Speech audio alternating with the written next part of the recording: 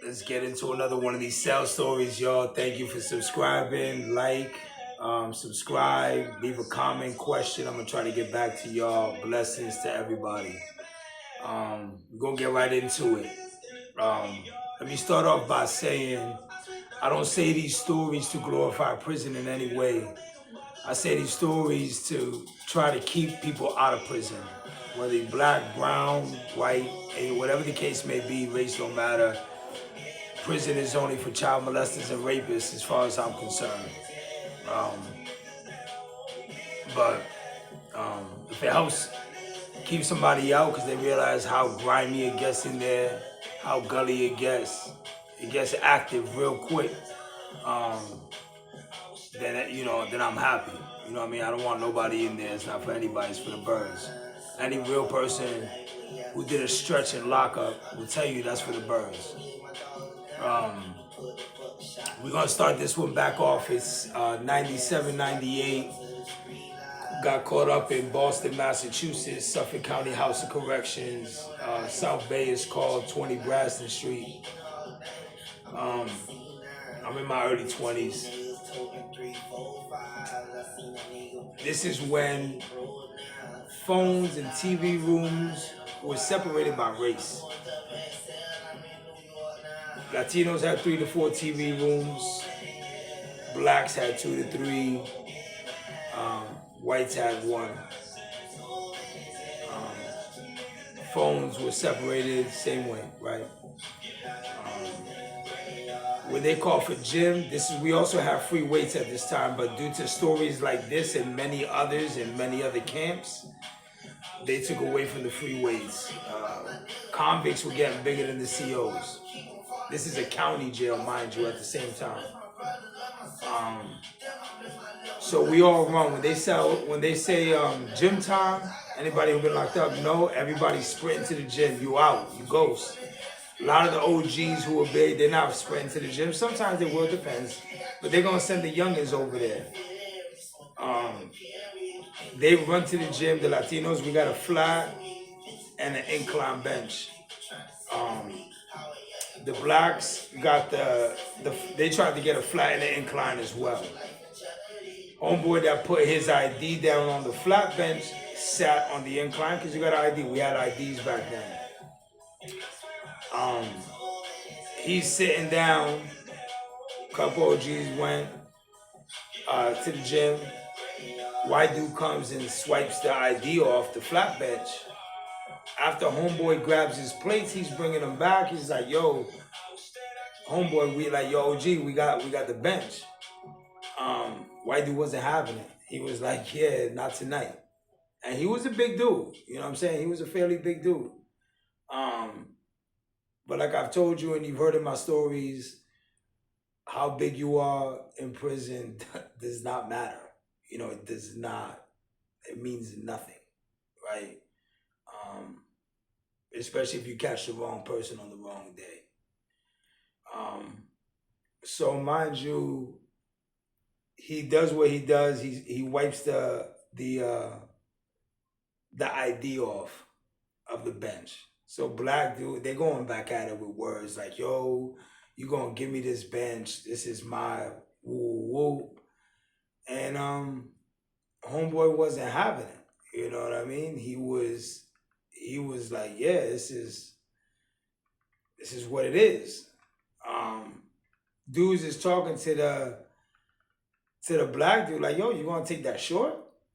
Like, that's what you gonna do? You gonna take that short? Like, bro, you can't go out like that." And so he just, I see it in his eyes contemplating. So I'm telling a couple of my dudes in Spanish, like, "Yo, vamos a hacer esto ya. Vamos a hacer the reps because algo va a pasar." Like, something's going to pop off. There's going to be a fight. It's going to get active. And depending on where you at in rec time, if it's early enough in rec time and it's not too bloody, there's not teeth missing, there's not blood everywhere,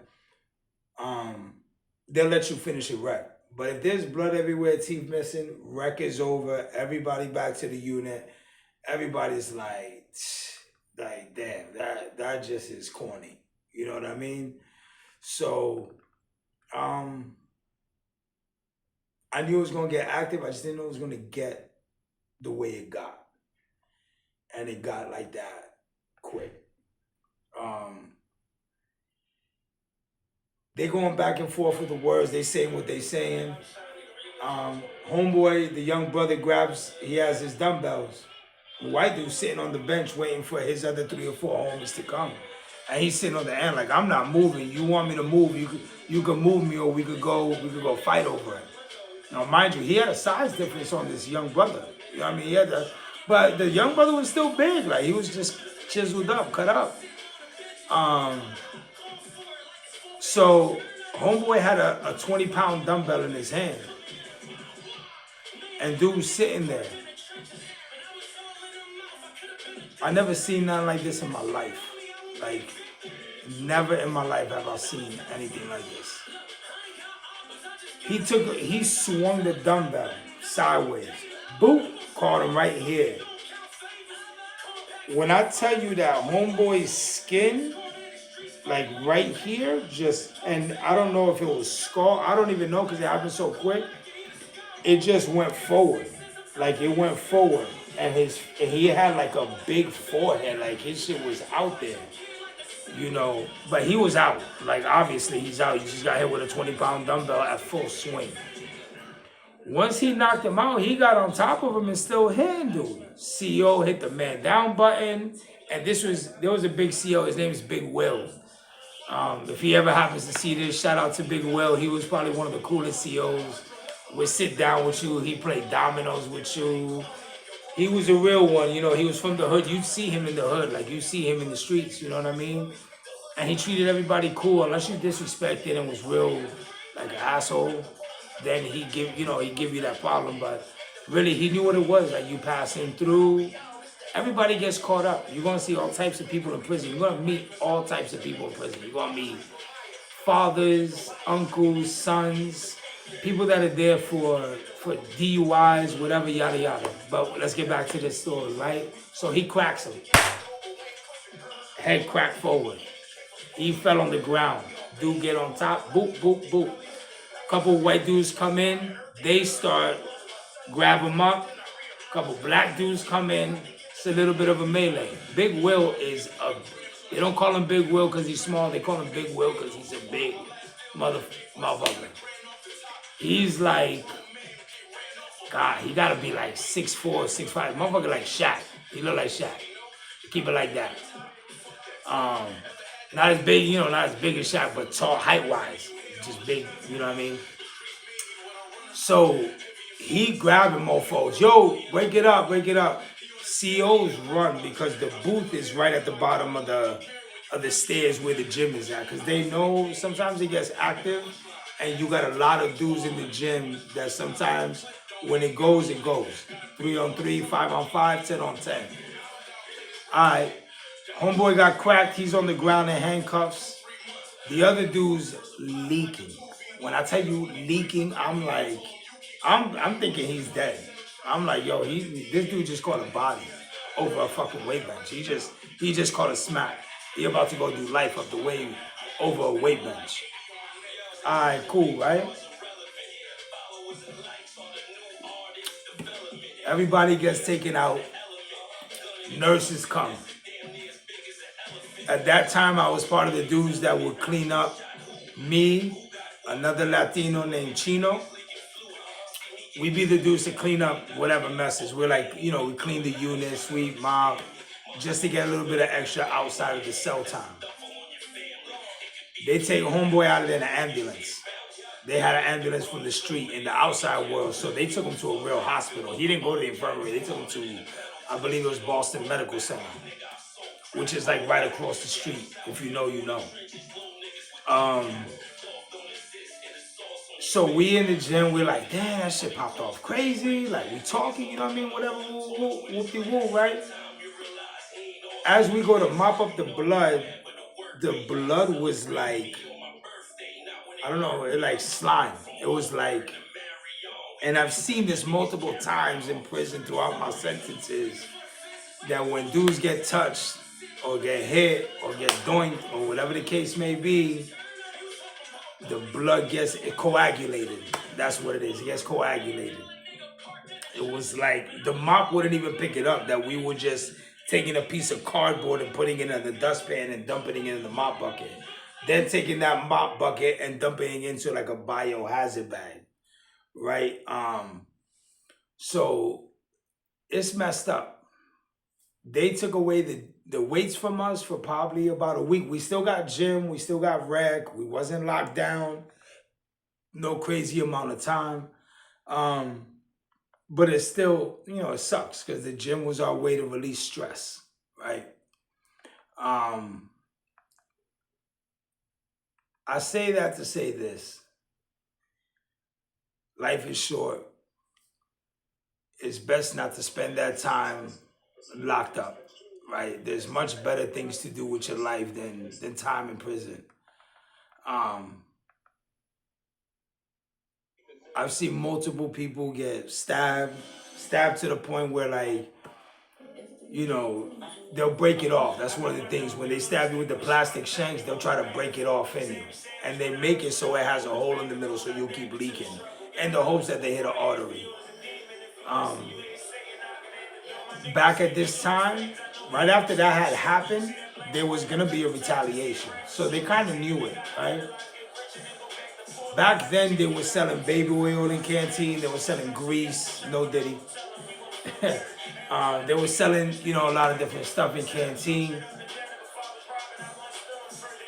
This was still around, we have microwaves in the unit. And there's a lot of people with mental issues in prison. Keep it 100. Guy fills his cup up with baby oil. All in there. All in there. It's a white dude, I guess. I don't know if he was family members with a homeboy that got cracked or whatever. But this was in retaliation to that. So he filled the cup up with baby oil to the top and left it in the microwave. And I just seen him keep pushing the microwave. Usually you make a soup, you make your mix, you're gone. You're going to watch TV. You're going to watch whatever. At this time, they was playing Caliente on TV. It was like a Saturday, right? He let that baby oil boil for hours. Hours. He had that thing beep, beep, beep. Because you got so many cups in there. Like, it takes a while for your shit to heat up. Black dude was sitting down. One of the dude's homies that kept bragging about the fight. Yeah, that's my brother. That's my guy. He got the best of him. Woo, woo. And there wasn't a lot of white guys. There was, but not as many as blacks, right? So the white dude took the baby oil after it was heated up, acted like it was, he made believe like he was sipping it. And he doused it in the black dude's face. That dude screamed like you would have thought it was Whitney Houston or just Mariah Carey. The pitch that he hit was that like a bloody murder, right? When he wiped his face trying to grab it off, his face went from black to pink. He wiped off all the melatonin. No joke. If I'm lying, I'm flying. He wiped off all this. It burnt him. And it stuck to him because it's an oil. It's a hot oil. Because of that, they stopped selling baby oil in canteen. We stopped getting weights for a lot of different reasons. Not just that fight, but a lot of other fights. Be surprised people do die in county prison. It happens. He's wiping his face. The white dude's hitting him. Bop, bop, bop, bop, bop, bop. Man down. Never saw that cat again either. Never saw the white dude again. I had 2 years. They gave me 2 years. I ended up going home after like about 15 months. 15 months in, I ended up getting parole. Went to a halfway house, hit the street, stayed out of trouble for a while. And then unfortunately, I made some mistakes later on in my life, protecting my son, taking care of some other things. But it is what it is, right? But like I said to y'all in the beginning, I say that to say this, that there's no rules in prison. It's lions and gazelles. And the same guy that was a lion the day before might be a gazelle the next day. You could be on the street shooting people with pistols When you get to jail, you ain't bringing that pistol with you, so you better be nice with these. More importantly, just don't go. Keep your ass out of there. I hope y'all enjoyed this. Like, subscribe, stay blessed, stay free. We out here, only up from here. Blessings.